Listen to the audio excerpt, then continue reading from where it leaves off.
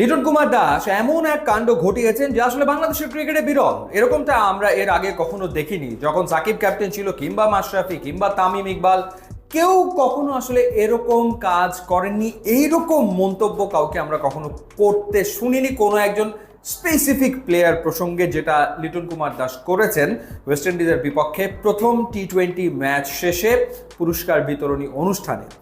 তিনি বলেছেন যে শামীম পাটোয়ারি আসলে সবসময় যেভাবে গিয়ে ব্যাটিং এনজয় করতে চায় সেটা আসলে চলে না, অর্থাৎ দায়িত্ব নিতে হবে, এরকম মন্তব্য তিনি করেছেন। এমন না যে উপস্থাপক তাকে আসলে শামীম পাটোয়ারি সম্পর্কে প্রশ্ন করেছিল, তিনি আসলে নিজেই প্রসঙ্গটা টেনে এনেছেন এবং শামীম সম্পর্কে এই মন্তব্যটা করেছেন।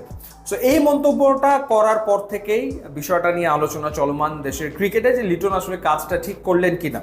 নিশ্চিতভাবেই শামীম পাটোয়ারির পারফরমেন্সে ক্যাপ্টেন লিটন কুমার দাস তিনি ভীষণ রকম হতাশ। সবশেষ যে 10টা ম্যাচ শামীম পাটোয়ারি খেলেছেন সেখানে তার 4টা শূন্য, এবং তিনি 2টো 30+ ইনিংস খেলেছেন, একটা 40+ ইনিংস খেলেছেন, কিন্তু up to the mark perform করতে পারছেন না। ইনফ্যাক্ট তার এই বছর টি-20তে গড় হচ্ছে মাত্র 16।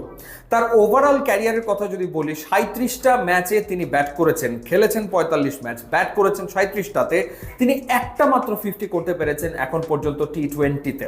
সুতরাং সেই ক্ষেত্রে তার পারফরমেন্স প্রশ্নবিদ্ধ এবং তার দলে থাকাটাও প্রশ্নবিদ্ধ। এখন কথা হচ্ছে যে লিটন কুমার দাস তিনি যে হতাশা ব্যক্ত করলেন শামীমকে নিয়ে, তার মানে কি দাঁড়ায় যে আসলে তিনি একাদশে শামীম পাটোয়ারিকে ওয়েস্ট ইন্ডিজের বিপক্ষে এই সিরিজের প্রথম ম্যাচে চাইছিলেন না, অর্থাৎ ক্যাপ্টেন না চাওয়ার পর জোর করে ম্যানেজমেন্টের দিক থেকে শামীমকে একাদশে একরকম চাপিয়ে দেওয়া হয়েছে? বিষয়টা কি তাই? সেই আলোচনাটাও চলমান রয়েছে। অর্থাৎ ক্যাপ্টেন তার মতো দল পাচ্ছেন না। ক্যাপ্টেন যদি তার মতো দল পেতেন তাহলে তিনি তার দলের কোনো ক্রিকেটার সম্পর্কে এরকম মন্তব্য কখনোই করতেন না।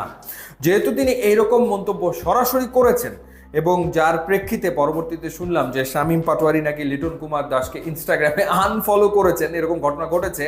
তো সেই ক্ষেত্রে আসলে সম্ভবত ক্যাপ্টেন একাদশ চাইছিলেন একরকম, ম্যানেজমেন্ট একাদশ চাইছিল আর একরকম, এবং ক্যাপ্টেনের যে চাওয়া সেটাকে আসলে অগ্রাহ্য করা হয়েছে টিম ম্যানেজমেন্টের পক্ষ থেকে, এবং সে কারণেই লিটন আসলে হতাশা ব্যক্ত করেছেন। সিদ্ধান্তগুলো আসলে নিচ্ছে তাহলে কারা? ক্যাপ্টেনের কল খুবই গুরুত্বপূর্ণ, ডেফিনেটলি, কোনো সন্দেহ নাই, কিন্তু একাদশ গড়ার ক্ষেত্রে কোচ ভূমিকা রাখেন। এখন বাংলাদেশের কোচ ফিল সিমন্স রয়েছেন এবং সালাউদ্দিন ভাই রয়েছেন, এবং দুজনেই বেশ প্রভাব বিস্তার করেন। স্পেশালি সালাউদ্দিন ভাইয়ের প্রভাব বিস্তার নিয়ে ঢের আলোচনা আছে এবং সমালোচনাও রয়েছে। মুদ্রা কথা যেটা, সেটা হচ্ছে যে দল আসলে ক্যাপ্টেনের পছন্দ হচ্ছে কিনা, পছন্দসই একাদশ নিয়ে ক্যাপ্টেন মাঠে নামতে পারছেন কিনা, সেই প্রশ্নটা উঠে গেছে।